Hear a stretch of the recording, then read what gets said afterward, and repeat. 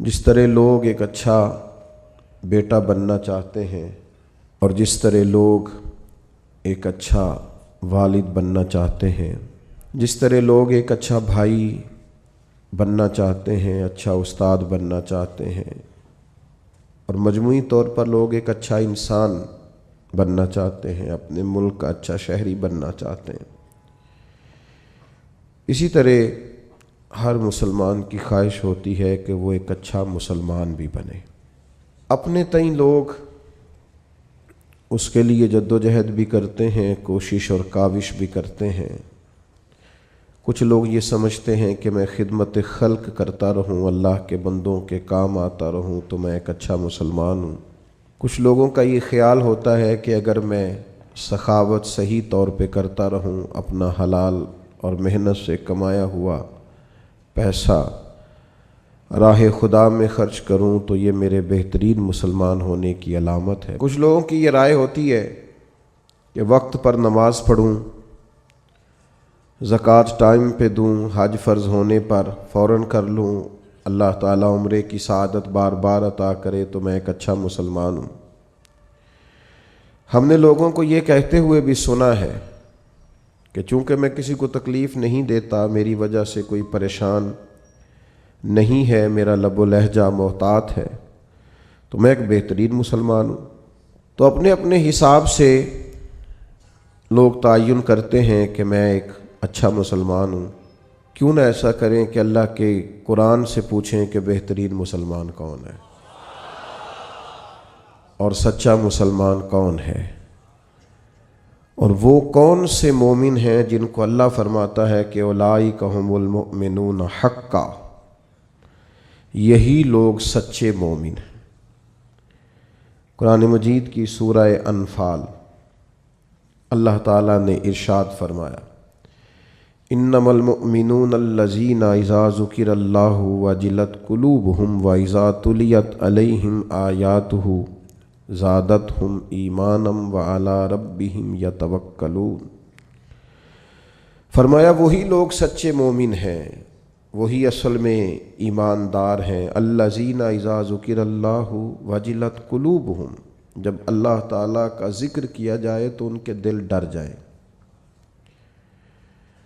پہلی ان کی نشانی یہ ہے کہ مالک کے ذکر کے وقت اللہ کی عظمت و جلال کی وجہ سے ان کے دل کانپ اٹھتے، دل لرز جاتے ہیں ان کے۔ وَإِذَا تُلِيَتْ عَلَيْهِمْ آيَاتُهُ زَادَتْهُمْ ایمانا، اور جب ان پر اللہ کی آیتیں پڑھی جاتی ہیں تو ان کا ایمان ترقی پاتا ہے اور مضبوط ہو جاتا ہے۔ وَعَلَىٰ رَبِّهِمْ يَتَوَكَّلُونَ، اور ان کی تیسری نشانی یہ ہے کہ وہ صرف اپنے رب پر ہی بھروسہ کرتے ہیں۔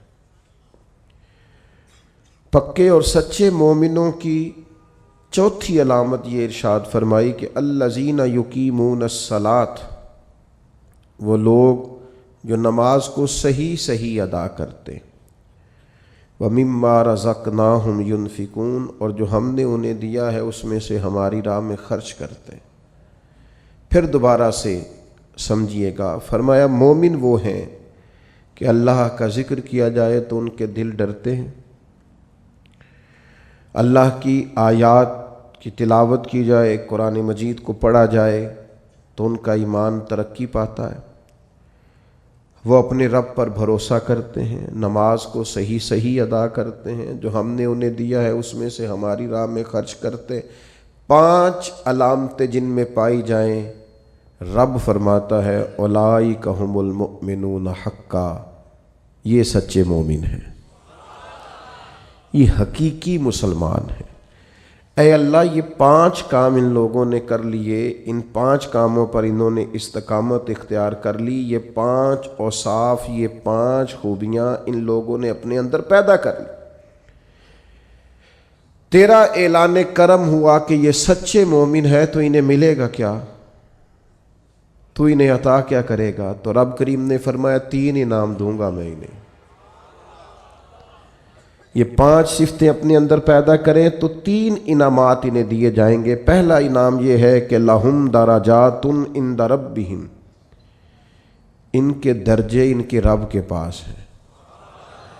انہی کے لیے درجے ہیں ان کے رب کے پاس۔ معنی کیا ہے؟ اللہ دنیا میں بھی عزت عطا فرمائے گا اور آخرت میں بھی عزت عطا فرمائے گا، انہیں درجات ملے۔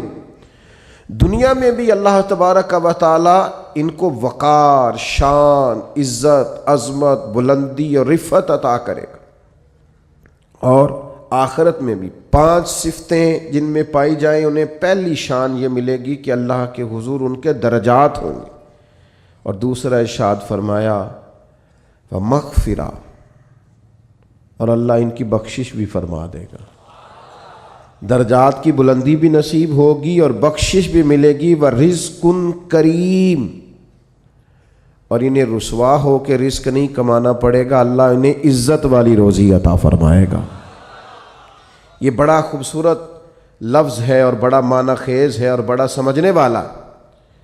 آپ اس پر غور فرمائیں کہ وَرِزْقٌ کریم، انہیں عزت والی روزی دی جائے گی۔ ارشاد فرمایا لَهُمْ دَرَجَاتٌ عِنْدَ رَبِّهِمْ وَمَغْفِرَةٌ وَرِزْقٌ کریم، اللہ کی بارگاہ میں ان کے درجے بھی بلند ہوں گے، ان کی بخشش بھی کر دی جائے گی اور انہیں عزت والی روزی بھی عطا کی جائے گی۔ میرے بھائیوں، سچا مومن ہونے کے لیے، اچھا مسلمان ہونے کے لیے، اللہ اور اس کے پیارے حبیب صلی اللہ تعالیٰ علیہ وسلم کی بارگاہ میں درجات پانے کے لیے سب سے پہلا کام یہ ہے کہ بندے کا دل نرم ہونا چاہیے۔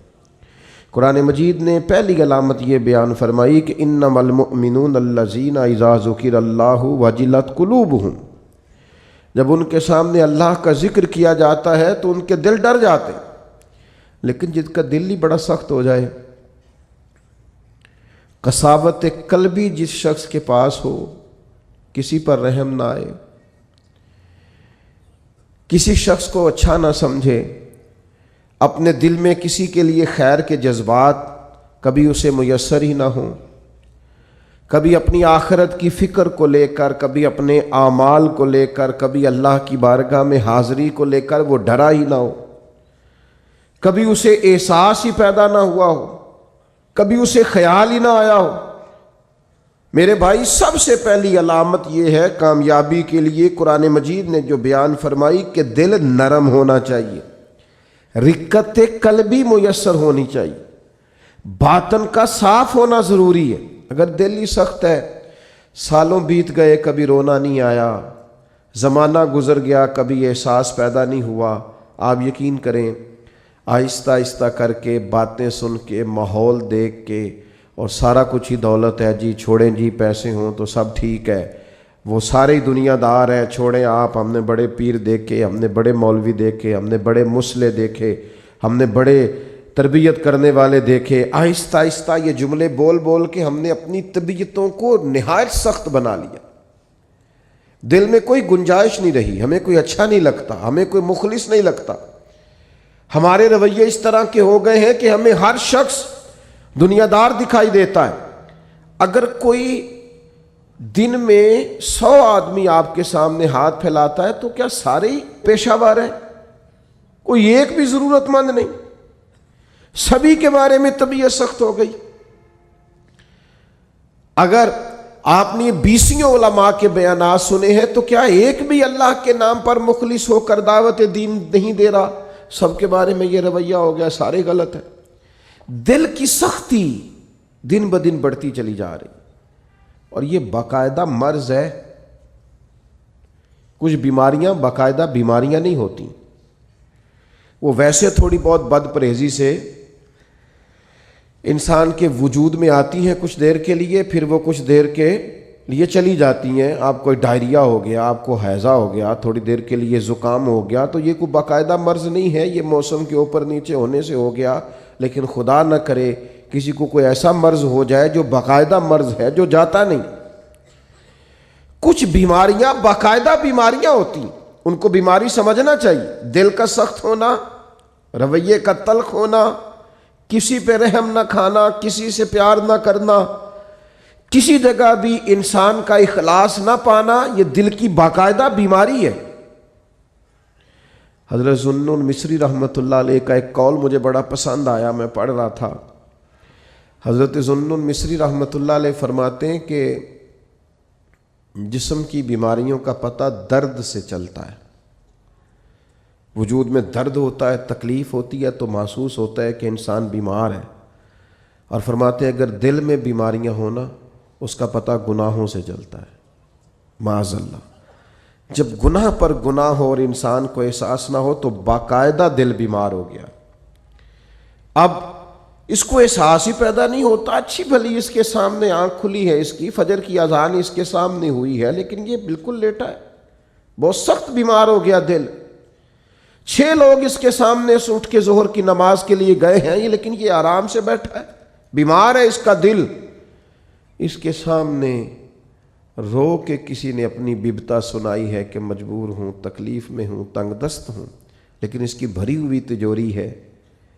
اس نے کہا میرے پاس روز بڑے ہی لوگ آتے ہیں، مجھے پتہ ہے کتنے ضرورت مند ہیں. تو دل سخت ہو گیا. یہ بیماری ہے. اقبال کہتے ہیں دل بیدار پیدا کر کہ دل خوابیدہ ہے جب تک، نہ تیری ضرب ہے کاری نہ میری ضرب ہے کاری. اور ایک درویش نے کہا تھا زندگی زندہ دلی کا نام ہے، مردہ دل کیا خاک جیا کرتے ہیں؟ جن کے دل مردہ ہو گئے وہ کیسے جئیں؟ اندر ان کا بالکل مر گیا، باطن مردہ ہے، کسی چیز کا کوئی اثر نہیں، نہ کسی کلام کا، نہ کسی نعت کا، نہ کسی واعظ کا، نہ کسی تقریر کا، نہ کسی کے رونے کا، نہ کسی کے تڑپنے کا، کسی چیز کا کوئی اثر نہیں.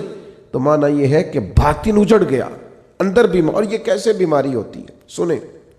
ایک تو زیادہ ہنسنے سے دل مردہ ہو جاتا ہے، زیادہ باتیں کرنے سے اور بیکار باتیں کرنے سے دل مردہ ہو جاتا ہے. صوفیاء نے لکھا ہے جن لوگوں کے مزاج میں تنقید ہوتی ہے ان کا دل مردہ ہو جاتا ہے. طبیعت ہی ہر وقت نقص تلاش کرتی ہے، مردہ ہو جاتے ہیں.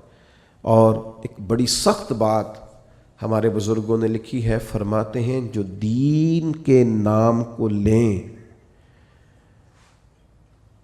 دین کے کام کا دعویٰ کریں پر اس سے دنیا اکٹھی کریں، ان کا دل مردہ ہو جاتا ہے، باطن اجڑ جاتا ہے پورے طور پر. یاد رکھیے گا اور سمجھ لیجئے گا کہ دل کی سختی ایک باقاعدہ مرض ہے. اور صحابہ کرام علیہم رضوان اس مرض کے علاج کے لیے حضور کی بارگاہ میں باقاعدہ حاضری دیتے تھے. ایک شخص نے عرض کی یا رسول اللہ دل بڑا سخت ہو گیا ہے، کریم کرم فرمائیں، مہربانی کریں. تو اللہ کے حبیب علیہ الصلاۃ والسلام نے فرمایا تو اس طرح کر، کوئی یتیم ملے نا جس کے سر سے باپ کا سایہ اٹھ گیا ہو،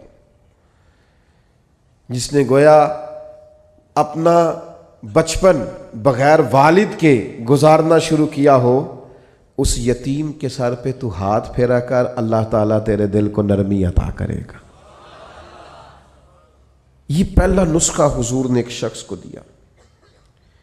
آج بھی اس نسخے پہ عمل کریں، کبھی یتیموں سے ملیں. ہمارے ادارے میں نا کچھ بچے ایسے ہیں جن کے والد نہیں ہیں. ان میں سے سارے لوگ غریب نہیں ہیں، چند بہت غریب بھی ہیں، اور کچھ بچے ایسے ہیں جو گھر میں گنجائش رکھتے ہیں. لیکن آپ یقین کریں کہ وہ جن کے والد سر سے چلے گئے ہیں، اگرچہ دولت بھی ڈھیر ساری گھر میں ہے، گنجائش ہے، لیکن باپ کا چلے جانا ایک باقاعدہ مسئلہ ہے، ایک باقاعدہ کمی ہے زندگی کی. میرے بچے جوان ہو گئے ہیں، میرے بچوں کے قد مجھ سے کچھ بڑھنے لگے ہیں، لیکن 25-26 سال کا زمانہ بیت گیا ہے ابا جی کو دنیا سے گئے ہوئے. ابھی بھی کسی کو اپنے بیٹے کو گلے لگاتے ہوئے دیکھتا ہوں تو رو پڑتا ہوں. وہ درد ہے کہ وہ جاتا ہی نہیں، وہ کسک ہے کہ وہ ختم ہی نہیں ہوتی، وہ کمی ہے کہ وہ پورا ہونے کا نام ہی نہیں لیتی. اور کبھی کبھی یاد کرتا ہوں والدین کو تو اقبال کا لہجہ مستعار لے کے کہتا ہوں کہ میں تیری خدمت کے قابل جب ہوا تو چل بسی. وہ کہتے ہیں نا ابھی تو ٹائم آیا تھا کچھ دیکھنے کا، اور یہ کہ کچھ دیکھا نہیں. تو یتیم کے سر پر ہاتھ پھیرنے سے دل نرم ہوتا ہے، ان پر شفقت بڑھا دی جائے.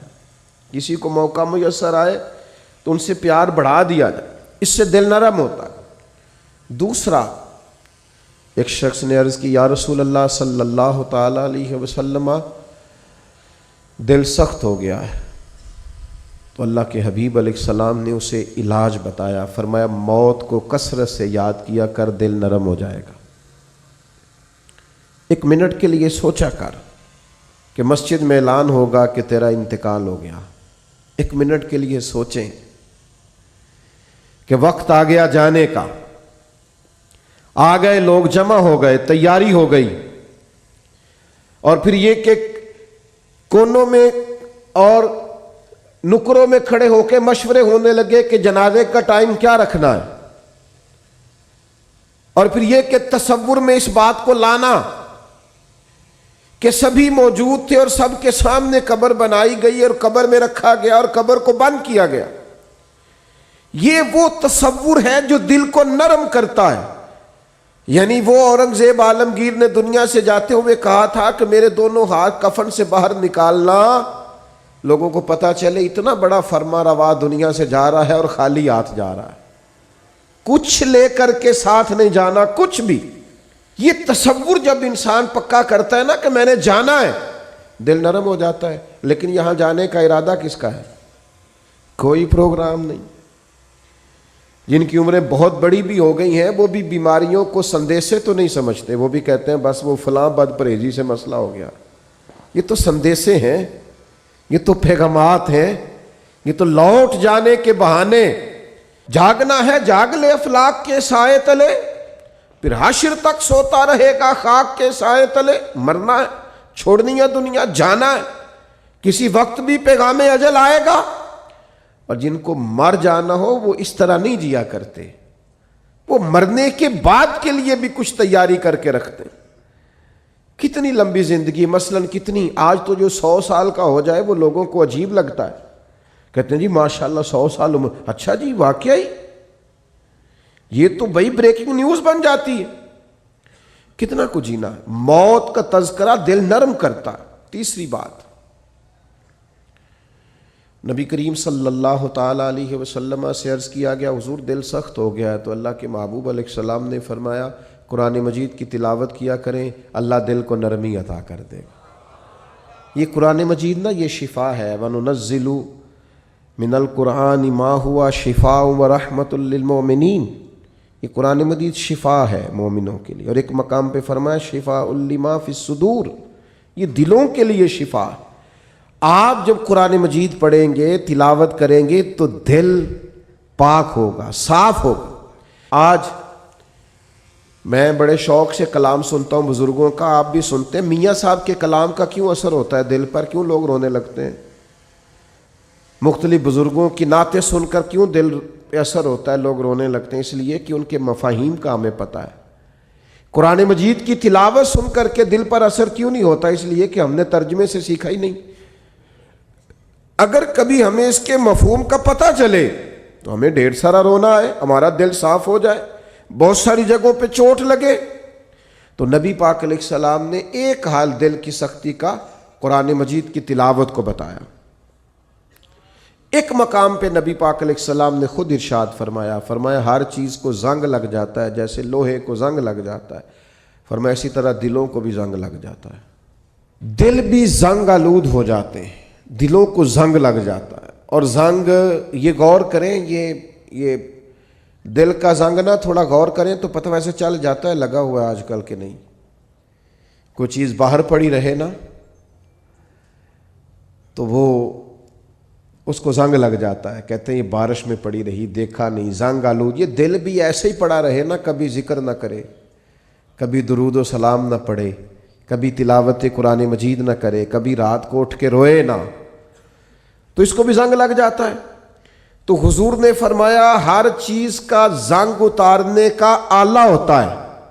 کیا کہتے ہیں؟ ہمارے لوہے کو زنگ لگ جائے تو کس چیز سے اتارتے ہیں؟ ریگ مارتے ہیں۔ حضور نے فرمایا ہر چیز کا زنگ اتارنے کا آلہ ہوتا ہے، جب دل کو زنگ لگ جائے تو اللہ کا ذکر کرو، دلوں کا زنگ اتر جائے گا۔ اللہ کی یاد کرو، تسبیح پڑھو، اللہ کی حمد کرو، اللہ کی تکبیر بیان کرو۔ یہ جو صوفیاء ذکر کراتے تھے نا، بار بار ضربیں لگتی تھی تو اس سے دل کا زنگ ہی تو اترتا تھا۔ اور ایک بات تمام صوفیاء نے لکھی ہے، وہ کہتے ہیں صحبت صالح سے بھی زنگ اترتا ہے۔ اچھے لوگوں کے پاس بیٹھیں تو دلوں کا زنگ اترتا ہے، اور برے لوگوں کے پاس بیٹھیں تو دلوں پہ زنگ چڑھتا ہے۔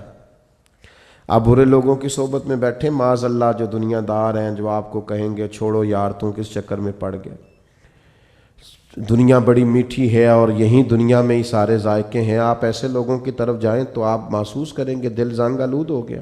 چنگیاں دے لڑ لگی ساں میری چولی چ پھل پئے، پیڑیاں نال میں رل گئی تے میرے اگلے بھی ڈل گئے۔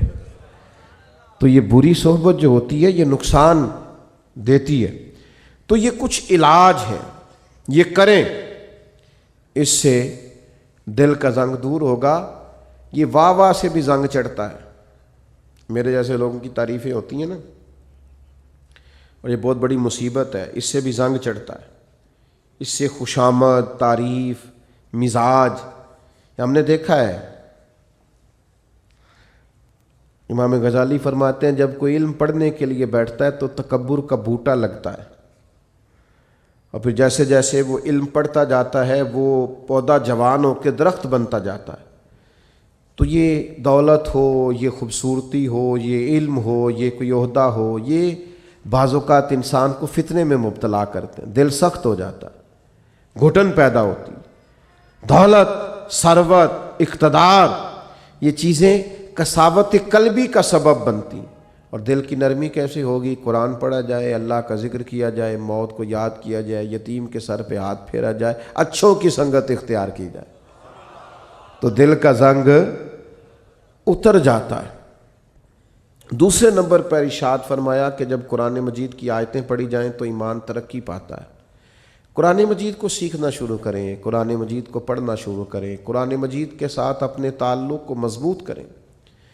ہم جس ملک میں رہتے ہیں نا، یہاں ہر چیز کو مشکوک بنا دینا کچھ لوگوں کا مزاج بن گیا ہے۔ کوئی اعلیٰ سے اعلیٰ شخص آپ اٹھا کے لے آئیں، 5-10 لوگ اس کے بارے میں بھی کوئی نہ کوئی مخالفانہ بات کرتے آپ کو نظر آئیں گے۔ یاد رکھیے گا کہ بہترین بدلہ یہ ہوتا ہے کہ کسی شخص سے بدلہ لینا ہو، انتقام لینا ہو، کہ اس کی پیاری چیزوں کو مشکوک بنا دیا جائے۔ کبھی لوگ نفل نمازوں کو مشکوک بناتے ہیں معاذ اللہ، کبھی درود و سلام کے مختلف انداز کو مشکوک بناتے ہیں، کبھی لوگ کسی چیز پر تنقید کرنا شروع کر دیتے ہیں، کبھی کسی چیز پر تنقید کرنا شروع کر دیتے ہیں۔ اب میں کچھ سالوں سے دیکھ رہا ہوں ہمارے ملک میں تراویح کے مسئلے میں لوگوں کو بڑا پریشان کرتے ہیں۔ چھوڑیں جی، کوئی یہ ضرورت نہیں ہے، کوئی باقاعدہ نماز ہی نہیں ہے، یہ کوئی فرض واجب نہیں ہے۔ کس نے کہا ہے فرض واجب ہے؟ لیکن کیا نبی کریم علیہ السلام سے پڑھنا اس کا ثابت نہیں؟ کیا جناب عمر فاروق رضی اللہ تعالیٰ عنہ نے باقاعدہ اس کی جماعت نہیں کروائی؟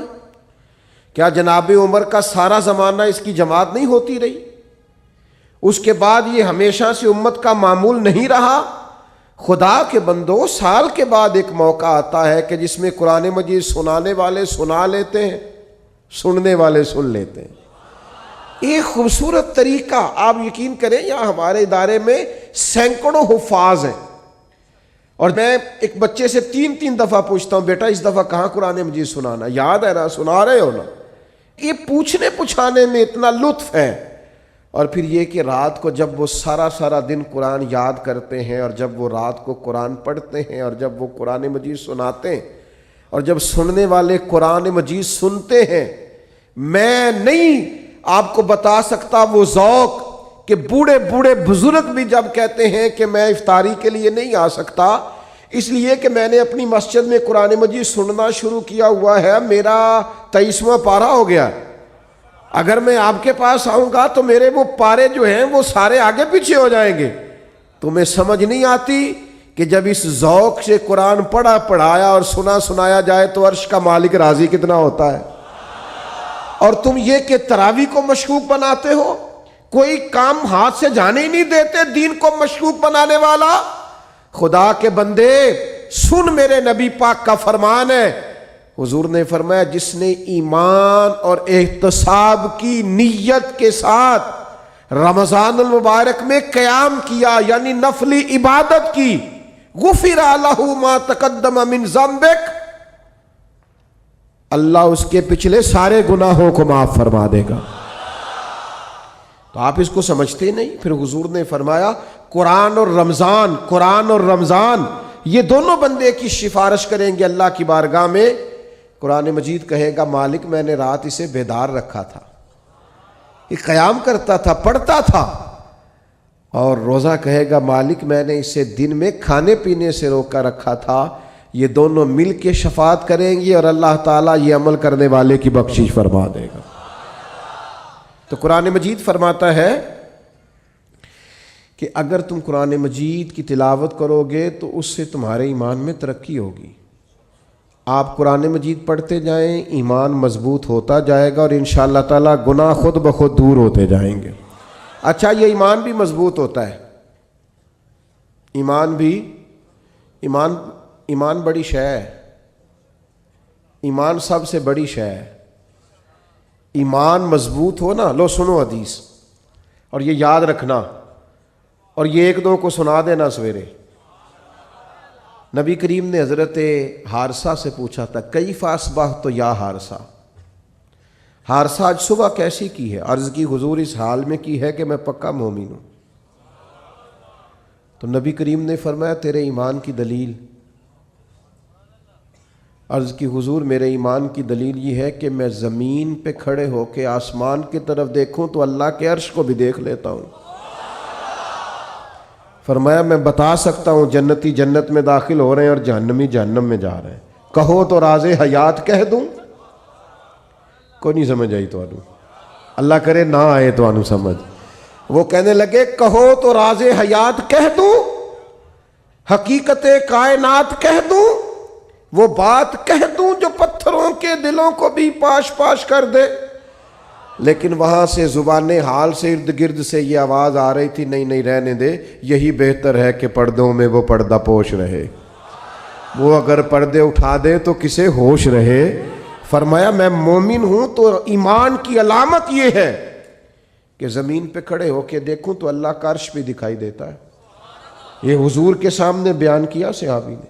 آپ کیا سمجھتے ہیں ایمان معمولی چیز کا نام ہے؟ تو میرے عزیز، ایمان کی مضبوطی حاصل ہوتی ہے قرآن مجید پڑھنے سے۔ پھر ارشاد فرمایا وَعَلَىٰ رَبِّهِمْ يَتَوَكَّلُونَ، وہ اپنے رب پر بھروسہ کرتے ہیں۔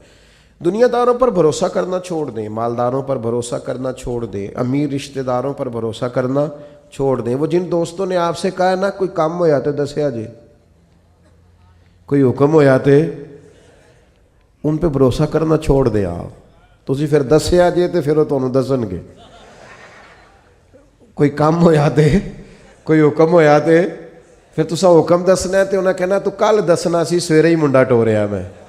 تو میرے عزیز بھروسہ اللہ پہ، بھروسہ اللہ پہ، خوب اپنا اعتماد پکا کر لیں۔ ایک روایت میں نے جمعے میں سنائی تھی، میرا دل کرتا ہے آج پھر سناؤں گا آپ کو۔ فرمایا دو لوگوں کو نا قیامت والے دن حکم ہوگا کہ دونوں، ان کے اعمال معاذ اللہ ایسے تھے کہ ان کے لیے حکم ہے دونوں دوزخ میں چلے جاؤ۔ ایک نے دوڑ لگا دی، بھاگتا ہوا جا رہا ہے جہنم کی طرف، دوسرا 2 قدم اٹھاتا ہے پھر پلٹ کے پیچھے دیکھتا ہے، پھر 2 قدم اٹھاتا ہے پھر پلٹ کے پیچھے دیکھتا ہے، دونوں کو واپس بلا لیا، دوزخ کا دروازہ آ گیا، بلا لیا۔ دلوں کے حال جاننے والا رب پوچھتا ہے بھئی تو بڑا بھاگ کے دوزخ کی طرف گیا ہے؟ پتہ اللہ کو ہے سارا ہی۔ پوچھتا ہے تو بڑا بھاگ کے گیا ہے؟ تو وہ بڑا رند مزاج اور بڑا انوکھا آدمی تھا، کہنے لگا مالک تیری زندگی میں مانی نہیں، تو آج تو نے حکم دیا دوزخ میں جاؤ، تو میں نے کہا چلو ایک ہی مان لو، رب کی طرح دوڑ کے جاتا ہوں، چلو مانو، حکم تو رب کا ہے نا، چلو جو بھی ہے اللہ نے حکم دیا ہے نا، تو جس بات کا بھی دے دوڑ گیا۔ تو کریم نے دوسرے سے کہا تو بڑے دھیمے دھیمے قدم اٹھاتا ہے، پلٹ پلٹ کے دیکھتا ہے، تو وہ رو پڑا، کہنے لگا مالک میرا تیری رحمت پہ بھروسہ بڑا مضبوط تھا، مجھے پتا تھا بے شک فیصلہ ہو گیا ہے، پر تو نے معاف کاری دینا، تو نے کرم کاری دینا ہے۔ کریم جب غالب آتا ہے تو کرم کاری دیتا ہے، تو نے معاف کر دینا۔ مجھے امید تھی، حکم بھی ہو گیا، فیصلہ بھی ہو گیا، میں دوزخ کی طرف جانے بھی لگا، پر بار بار اندر سے آواز آتی تھی پریشان نہ ہو، آواز آئے گی، پریشان نہ ہو وہ بلائے گا، پریشان نہ ہو رحمت ہو جائے گی۔ مالک دوزخ کا دروازہ آ گیا پر میرا تیری ذات پر بھروسہ نہیں ٹوٹا، اور جب تیری آواز آئی نہ کہ واپس آؤ تو میرے گویا اندر ہی اندر نعرے لگنے لگے کہ آ گئی ہے نا آواز، ہو گیا نا کرم۔ تو اللہ نے فرشتوں سے فرمایا دونوں کو ہی جنت میں داخل کر دو۔ بھروسہ اللہ پہ رکھیں اور امید اللہ سے رکھیں، اپنے رب پر ہمیشہ مضبوط ایمان رکھیں۔ اور چوتھی بات ارشاد فرمائی الذین یقیمون الصلاۃ، صحیح نماز پڑھا کرو، دل لگا کے نماز پڑھا کرو، پیشانی ذرا جما کے نماز پڑھا کرو، ذرا غور کیا کرو کہ یہ سبحان ربی الاعلیٰ کا معنی کیا ہے، یہ سبحان ربی العظیم کا ترجمہ کیا ہے، یہ جو تم سمیع اللہ لمن حمیدہ کہتے ہو تو اس کے اندر سے کیا مفہوم واضح ہوتا ہے۔ ذرا دل جمی سے، ذرا ذوق سے، ذرا اس طرح پڑھا کرو کہ مجھے سوز دے، مجھے ساز دے، مجھے نیم شب کا نیاز دے، مالک دم سجدہ میں خود کو ہی توڑ دوں، مجھے ایسا ذوق نماز دے۔ کبھی شوق سے، کبھی درد سے، کبھی دل کرے کہ یار میں اٹھوں ذرا وضو کروں، 2 نفل نہ پڑھوں، میں ذرا جم کے سجدہ، پیشانی کو اگر سجدے کی لذت مل جائے کمال ہو جاتا ہے، یہ کرم ہو جاتا ہے۔ اور کسی نے کہا تھا میرا مالک میرے جرم عیاں کرتا نہیں اور سجدے میرے چہرے پہ سجا دیتا ہے۔ یہ دیکھو نا کئی لوگوں کے وہ جسم کچھ لوگوں کا ایسا نرم ہوتا ہے کہ سجدوں کا نشان پڑ جاتا ہے، لوگ اس کو محراب بھی بولتے ہیں، لیکن یہ بنیادی طور پر اپنی اپنی جسمانی ساخت ہوتی ہے۔ زیادہ کچھ لوگ بڑے نمازی ہوتے ہیں پر چہروں پر نشان نہیں ہوتا، یہ جسمانی ساخت کا مسئلہ ہوتا ہے۔ عام دام برسر مطلب خوب نماز پڑھیں دل جما کے، اور پھر فرمایا وَمِمَّا رَزَقْنَاهُمْ يُنْفِقُونَ، جو ہم نے انہیں دیا اس میں سے ہماری راہ میں خرچ کرتے ہیں۔ پتہ ہے کس حد تک خرچ کرنے کا حضور نے فرمایا؟ نبی پاک علیہ السلام نے فرمایا ایک کھجور اللہ کے رستے میں صدقہ جب تم دیتے ہو نا، ایک کھجور جب تم اللہ کے رستے میں اخلاص کے ساتھ صدقہ دیتے ہو تو اللہ تعالیٰ اسے اپنے دائیں ہاتھ میں لے لیتا ہے جو اس کی شان کے لائق ہے، اور پھر اللہ اسے قبول کر کے اپنے دائیں ہاتھ میں لیتا ہے جو اس کی شان کے لائق ہے، اور اسے اتنا بڑا کر دیتا ہے، اس کھجور کو اتنا بڑا کر دیتا ہے کہ پہاڑ بنا دیتا ہے، اور اس ایک کھجور کی برکت سے ہی اللہ تعالیٰ بخشش فرما دیتا ہے۔ خرچ کریں اللہ کے راستے میں، خوب خرچ کریں، اور یہ کر کے دیکھیں کہاں سے خرچ کرنا شروع کرنا ہے۔ نبی پاک علیہ السلام نے فرمایا گوشت پکاؤ تو شوربہ زیادہ کر لو، پڑوسیوں کو بھی شامل کر لیا کرو۔ فرمایا 2 کا کھانا 3 کے برابر اور 3 کا 4 کھا لیں، بس یہ کہ سب کو شامل رکھو، سب کو شامل۔ کچھ لوگ ایسے ہوتے ہیں جو اپنے دسترخوان کو وسیع نہیں کرتے۔ آپ خرچ کرنے کا مزاج بھی نہ ہے، اللہ توفیق بھی عطا کر دے گا۔ دینے کا جب انسان ارادہ کرتا ہے تو پھر وسعت بھی آ جاتی ہے۔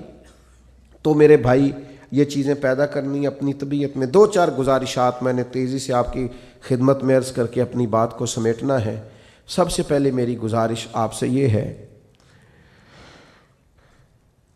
کہ اپنی کوتاہیوں پر خاص نظر کریں، زندگی میں اپنی غلطیوں کو ضرور ڈھونڈیں۔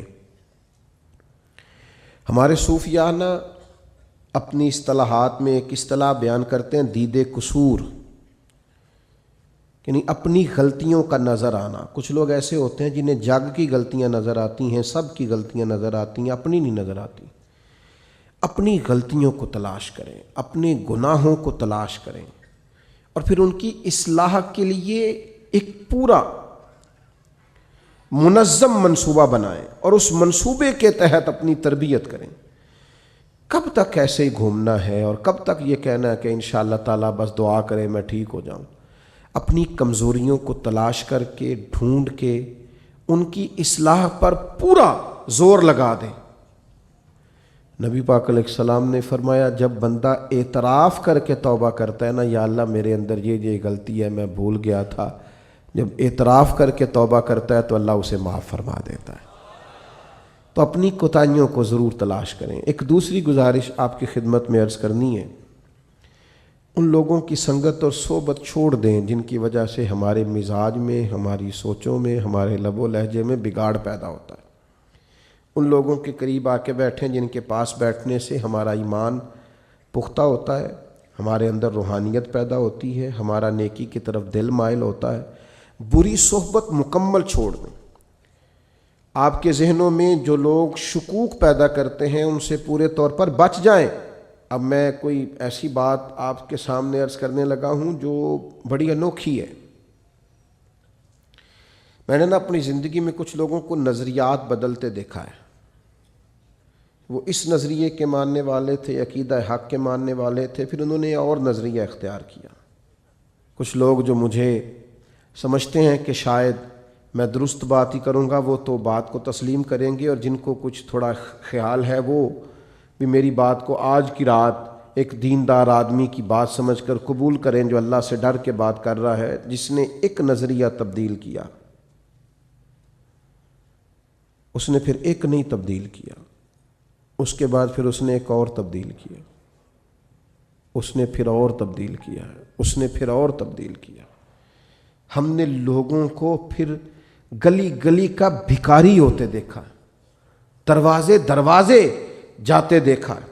جنہوں نے سواد اعظم کو چھوڑا، عقائد حقہ کو چھوڑا، مت سمجھیں کہ کسی اور نظریے پہ گئے تو وہاں ڈٹ گئے، وہ پھر ساری زندگی شکوک و شبہات کا شکار رہے، اس لیے کہ حق سے ایسے نکلے، پھر کسی جگہ وہ ٹھہر نہیں سکے، وہ اپنی زبان سے اعتراف کریں یا نہ کریں، الجھ گئے، بکھر گئے، ٹوٹ گئے، ہر وقت وسوسوں کے ہتھے چڑھ گئے، کبھی ایک وسوسہ ادھر لے گیا تو کبھی ادھر لے گئے، کسی جگہ استقامت نصیب نہ ہوئی۔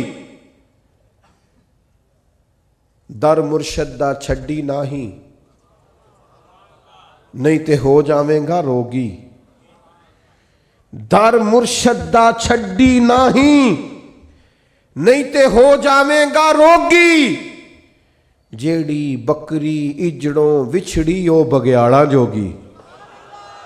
جو پھر ایک دفعہ نکل جاتی ہے نا، پھر اس کو آ کے کھاتے ہیں، بڑے بڑے ریوڑوں سے جو جدا ہوتی ہیں پھر بھیڑیے کھا جاتے ہیں۔ تو خدا را عقائد میں مضبوط رہیں، کبھی کمزوری نہ دکھائیں۔ پھر ایک بات جس پر میں نے آج اپنی ساری گفتگو کو سمیٹنا ہے، آپ کبھی بھی کپڑوں سے مزین نہیں ہو سکتے، آپ کو زینت کبھی بھی لباس سے، گھر سے، گاڑی سے کبھی نہیں ملے گی۔ بڑی گاڑی سے اگر نکلنے والا بدتمیز ہو تو کبھی بھی لوگ اسے خوبصورت انسان نہیں سمجھتے۔ مہنگے کپڑے پہننے والے کی حرکتیں اگر بڑی چھوٹی ہوں تو لوگ کبھی بھی اسے کوئی بڑا آدمی یا بڑا انسان نہیں سمجھتے۔ وہ بہت بڑی کرسی سے نیچے اترے لیکن اس کا لب و لہجے سے چھچورا پن ظاہر ہو تو کبھی بھی لوگ کوئی مہذب انسان نہیں سمجھتے۔ ہم نے سمجھ لیا ہے کہ کپڑوں سے، اور یہ کہ گاڑی سے، اور یہ کہ گھر سے، اور یہ کہ میرے ہاتھ میں پکڑے ہوئے موبائل سے، اور یہ کہ میں ٹیلی فون پہ جو باتیں کروں اور میں 10-20 لوگوں کو بتاؤں کہ جی اللہ کا شکر ہے، جی بڑے پیسے ہیں، جی فلاں بھی خرید لیا، اب یہ بھی خریدنا ہے، اب ادھر بھی جانا ہے، اس سے کبھی آپ کا وقار نہیں بڑھے گا۔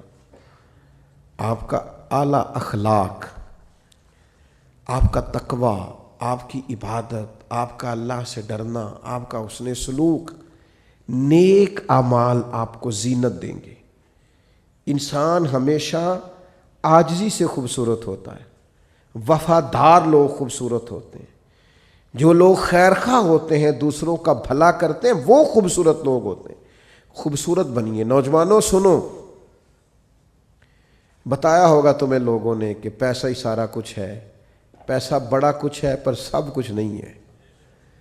بتایا ہوگا کسی نے کہ تعلقات ہی بڑا کچھ ہوتے ہیں، تعلقات بھی کچھ ہوتے ہیں پر سب کچھ نہیں ہوتے۔ کہا ہوگا کسی نے کہ عہدہ بڑا کچھ ہوتا ہے، عہدہ کچھ ہوتا ہوگا پر سب کچھ۔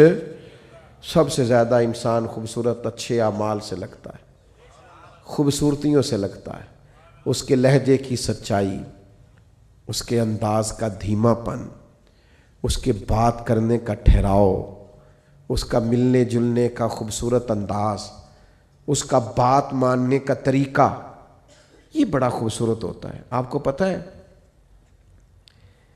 جو بچہ زیادہ بات سب کی مانتا ہے وہ بچہ سب کو پیارا لگنے لگتا ہے. ماں باپ کا بھی فرما بردار ہوتا ہے, اساتذہ کا فرما بردار ہوتا ہے, گلی محلے میں بھی کوئی اسے کام بتا لیتا ہے. یہ خوبصورت بچہ اپنی فرما برداری کی وجہ سے خوبصورت ہوا ہے. اعمال حسنہ سے اپنے آپ کو زینت دیں, اپنی کوتاہیاں ایک ایک کر کے چھوڑنی شروع کریں, اپنی غلطیاں ایک ایک کر کے اپنے وجود سے نکالنی شروع کریں. نوجوانوں سے کہوں گا بے پناہ مشقت کریں, آگے بڑھنے کے لیے جد و جہد کا راستہ اختیار کریں, چور دروازہ کبھی اختیار نہ کریں. آپ کی خدمت میں بڑے درد سے یہ اپیل کروں گا, فقط اپنے لیے جینا نہ شروع کریں. مسلمان شجر سایہ دار کی طرح ہوتا ہے, اس کے سائے میں بڑے سارے لوگ اپنے آپ کو ٹھنڈک میں اور چھاؤں میں محسوس کرتے ہیں. جب بھی منصوبہ بندی کریں اس میں بہت سارے لوگوں کو شامل کریں, بہت ساروں کے لیے ارادے کریں, اچھی نیتیں اور اچھے پروگرامز کے ساتھ آگے بڑھیں. آپ محسوس کریں گے کہ آپ کا قد بھی بڑا ہو رہا ہے اور آپ کا سینہ بھی چوڑا ہو رہا ہے. اور پھر ایک آخری گزارش جس پر میں نے اپنی بات کو ختم کر دینا ہے, اللہ کی معرفت حاصل کریں. اللہ کی معرفت کیا ہے؟ آپ کو محسوس ہو جانا چاہیے کہ کن کاموں سے میرا رب راضی ہوتا ہے, کن کاموں سے ناراض ہوتا ہے. حضرت رابعہ بصریہ رحمۃ اللہ علیہا جس دن بیمار نہیں نہ ہوتی تھیں, اللہ کے حضور عرض کرتی تھی مالک تو کہیں ناراض تو نہیں ہو گیا, تو مجھے بیمار کرتا ہے تو میں زیادہ تڑپ کے تیرا نام لیتی ہوں, مجھے کسی مشکل میں ڈالتا ہے تو میں سمجھتی ہوں کہ رب کریم مجھ سے راضی ہے. بھائیو, معرفت حاصل کریں. اس کا سب سے زبردست طریقہ یہ ہے کہ گھنٹوں دعا مانگیں, گھنٹوں. دیکھو میں نے کیا بول دیا ہے, لمبی لمبی دعائیں, خوب دعائیں, وسیع دعائیں. حضور علیہ السلام نے فرمایا نمک بھی مانگو تو رب سے مانگو. یعنی یہاں سے شروع کرو کہ مالک مجھے یہ چاہیے, مالک مجھے یہ چاہیے, مالک. آپ کہنا تو شروع کریں, مانگنا تو شروع کریں. حضور فرماتے ہیں وہ مانگنے سے راضی بڑا ہوتا ہے, جو نہ مانگے اس سے ناراض ہو جاتا ہے. دعا تو عبادت. ساری باتیں اپنے اللہ سے کہہ دیں, سب چھوٹی چھوٹی چھوٹی چھوٹی چیزیں حضور کا وسیلہ پاک پیش کر کے مالک سے عرض کرنی شروع کر دیں. کچھ درخواستیں دے دیں اللہ کے حضور, آپ یقین کریں وہ ایسے قبول ہوں گی کہ ان کے نظارے نظر آئیں گے, ارد گرد آپ کو محسوس ہوگا. تو میری یہ آپ سے اپیل ہے کہ خوب دعائیں اور خوب آپ ذہن سازی اس حوالے سے اپنی کریں کہ ہم نے اللہ کے حضور حاضری دینی ہے.